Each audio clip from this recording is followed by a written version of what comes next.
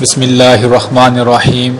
میرے بھائی اور بہنوں، ہمارے نبی صلی اللہ علیہ وآلہ وسلم کی عادت مبارکہ تھی کہ آپ جب بھی کسی سفر پر جاتے، اگر آپ کے پاس سواری موجود بھی ہوتی، گھوڑا موجود بھی ہوتا، اس کے باوجود بھی آپ کچھ دیر پیدل چلتے، پھر اس کے بعد سواری پر سوار ہوتے۔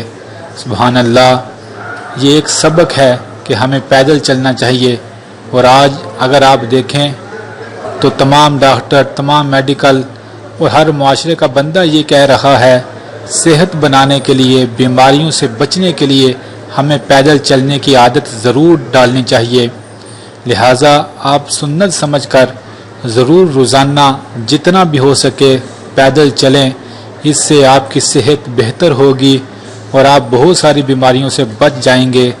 اور جب پیدل چلیں تو ساتھ اللہ کا ذکر بھی کرتے جائیں، جسمانی بیماریوں سے بچتے جائیں گے، روحانی اور قلبی بیماریوں سے بھی آپ بچتے جائیں گے۔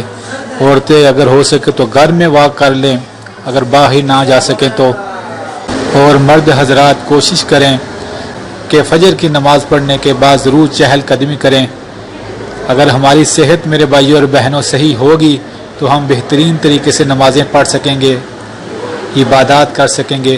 اگر صحت صحیح نہیں ہوگی تو انسان نہ اچھے طریقے سے دنیا کے کام کر سکتا ہے اور نہ ہی اچھے طریقے سے عبادت کر کے اپنے رب کو راضی کر سکتا ہے۔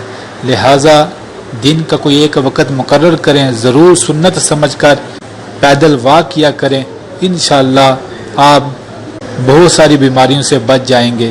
اللہ ہم سب کو ان سنتوں پر عمل کرنے والا بنائے، آمین۔